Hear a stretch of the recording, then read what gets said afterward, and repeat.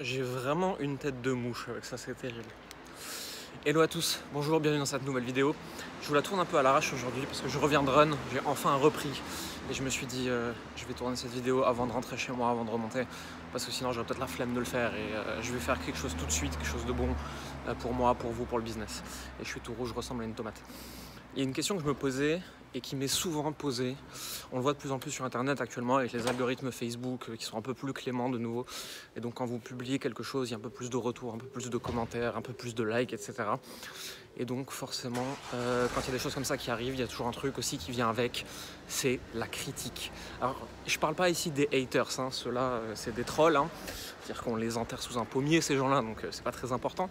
Je parle vraiment de la critique de gens qui se veulent bienveillants, c'est-à-dire ils pensent vraiment qu'ils sont en train de vous rendre service et d'apporter quelque chose et que c'est important pour votre ouverture d'esprit de les écouter. C'est important pour eux que vous les écoutiez pour améliorer leurs produits ou parce que vous êtes quelqu'un de bien. Et je voudrais qu'on parle de ça aujourd'hui. Et tu vas voir que mon avis sur la question, c'est pas celui que la plupart des gens vont me donner et c'est ok et j'en ai rien à foutre. Et si tu as envie de me donner ton avis sous cette vidéo, je vais pas l'écouter mais je vais t'expliquer pourquoi dans pas longtemps. La plupart des gens, quand tu postes du contenu sur les réseaux sociaux, c'est que tu as un business ou c'est que tu as un message à faire passer, c'est que tu te poses en leader, tu as quelque chose à incarner, tu as quelque chose à partager. La plupart des gens se sentent obligés de mettre des mots sur ton intention. Donc ça veut dire qu'ils ont besoin de comprendre pourquoi tu l'as fait, ce que tu as voulu faire par là, de t'expliquer qu'ils ont compris, s'ils ont compris, qu'ils sont d'accord ou qu'ils sont pas d'accord. Enfin bref, ils ont besoin de mettre des mots là-dessus, de le partager avec toi. Tu vas se dire ça les a touchés émotionnellement et ils ont besoin de te le dire. Et ils estiment que c'est leur droit. C'est leur grand droit humain, inaliénable, de personnes qui vivent dans une république, oui, il m'énerve un peu, de te dire ce qu'ils en pensent. Et si t'es pas content, de toute façon, t'es fermé d'esprit, et puis t'avais qu'à pas le poster sur Facebook, et puis de toute façon, t'es pas quelqu'un d'ouvert d'esprit, le client est roi, et nique ta mère. Désolé, mais juste, voilà, c'est ce que je pense vraiment, en fait, de ces gens-là. Je poste du contenu sur Facebook parce que j'ai envie de le poster, parce que c'est bon pour mon business. Les gens qui sont entrepreneurs comme moi et qui ont atteint un certain palier de revenus, ils font la même chose. Ceux qui n'ont pas le même palier de revenus le font aussi, peut-être pour d'autres raisons, j'en sais rien. C'est pas parce que je poste un truc sur Facebook que je demande ton avis en fait. Je m'en fous de ce que tu penses. Je te connais pas, on n'a pas élevé les cochons ensemble, et puis même si c'était le cas, en fait, tant que je t'ai pas demandé ton avis, en fait, tu me le donnes pas, c'est tout. J'ai une amie Tevzi qui répète toujours, et je trouve ça très très bien, un avis c'est comme un anus, c'est très bien d'en avoir un, mais on ne le sort pas en public et on ne le montre pas à ceux qui n'ont pas demandé. Voilà, très simplement ce que je pense de ton avis. Ceci étant dit, pourquoi la critique n'est pas constructive et pourquoi écouter la critique c'est de la merde et en fait j'en ai rien à foutre. La plupart des gens qui vous critiquent, qui vous donnent un conseil, qui essayent de vous dire quelque chose qui est important pour eux à un instant T, ils le font, ils sont persuadés que ce qu'ils vous disent c'est ce qui est vraiment important pour eux. Ils sont persuadés qu'ils sont en train de vous donner les clés de leur cerveau. Le problème, c'est que la plupart des gens, quand ils vous disent quelque chose, c'est parce que ça fait joli, c'est parce que ça fait bien, c'est parce que c'est ce qu'il faut penser, c'est parce que c'est ce qu'ils croient vouloir, c'est ce qu'ils croient aimer, tu vois. La plupart des gens qui adhèrent au principe d'un leader dans ce qu'on appelle l'industrie du make money, hein, donc c'est-à-dire que des gens comme moi qui forment d'autres gens à une activité professionnelle, la plupart des gens ils disent moi je le fais pour l'impact, moi je le fais pour la liberté, moi je le fais pour aider les autres, moi je veux vraiment faire du bien au monde, c'est ça qui est important pour moi. Ok, d'accord, c'est pourquoi tu fais pas de l'associatif à but non lucratif bénévolement? Ah, tu veux gagner de l'argent aussi. Ah. Et là, tu vois, il y a un problème parce que si je t'avais écouté au premier abord, j'aurais basé toute ma communication sur avoir de l'impact, être libre, faire du bien et aider les gens. Manque de chance, ça c'est ce que tu me dis que tu veux, mais c'est pas ce que t'achètes. Ce que t'achètes, c'est gagner de l'argent en faisant ce que t'aimes. Et si ça aide les gens, encore mieux. Je ne critique pas ta volonté d'aider les autres, je critique le fait que tu dis que c'est ton besoin fondamental et ton déclencheur d'achat. C'est faux. Ton déclencheur d'achat, c'est je veux gagner de l'argent en faisant que ce que j'aime. Et en étant libre et qu'on me casse pas les couilles. Et si je peux aider des gens en plus à nourrir des besoins en moi. Et donc je suis content parce que c'est dans l'échelle de mes valeurs. Donc si j'écoutais la critique, aussi constructive soit-elle, je baserais tout mon business sur des choses que les gens n'achètent pas. Sur des choses que les gens ne veulent pas. Ah merde, c'est chiant ça. Comment on fait alors? Comment on fait si on peut plus écouter les gens? Bah en fait c'est très simple, la critique je l'emmerde, aussi constructive soit-elle, ton avis je n'en ai rien à foutre. Moi ce que je regarde c'est ce que tu fais, pas ce que tu me dis. Ce que tu me dis j'en ai rien à péter. Je regarde comment tu te comportes. Tu me dis que je suis une mauvaise personne et que je devrais sauver le monde. Qu'est-ce que toi tu fais? Tu me dis que ma communication elle est pas bonne parce que ça te touche pas toi de la bonne façon. Ok, très bien, et toi, qu'est-ce que tu fais?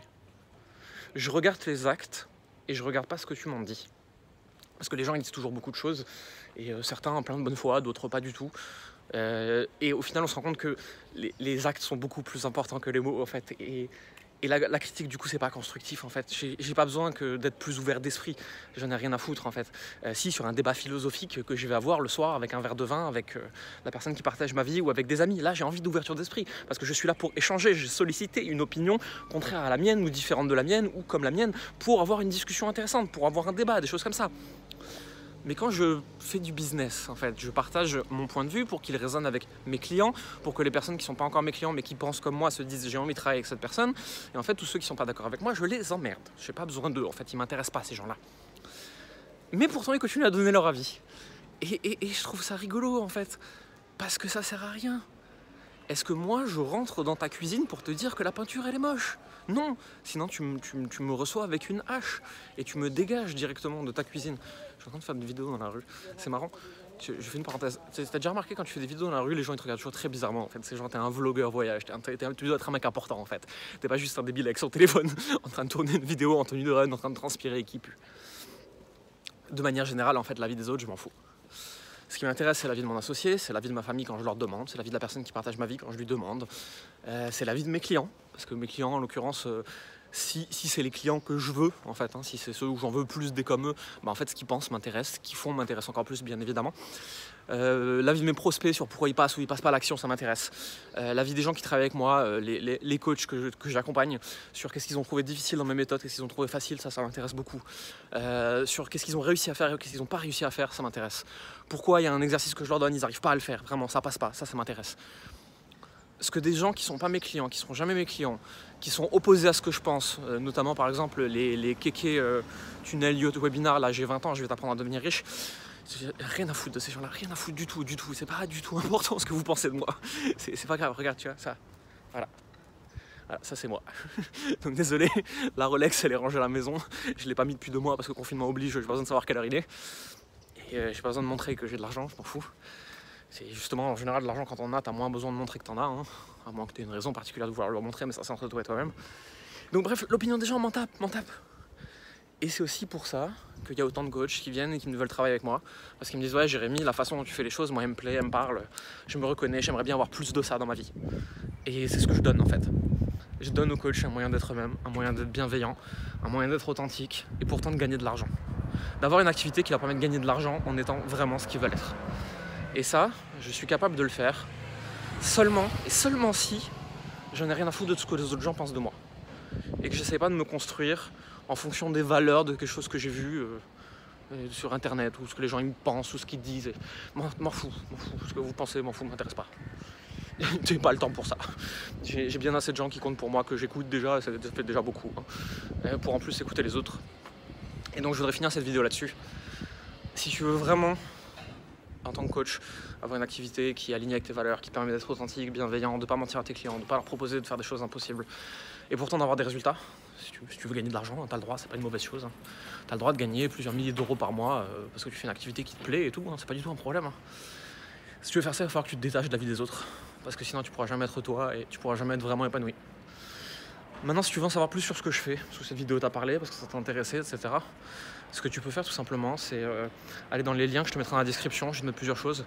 Je vais te mettre un quiz qui te permet de connaître ton profil d'entrepreneur, le potentiel de ton entreprise, de lire mon livre, de recevoir mes emails privés. Ça fait beaucoup de valeur d'un coup, je sais.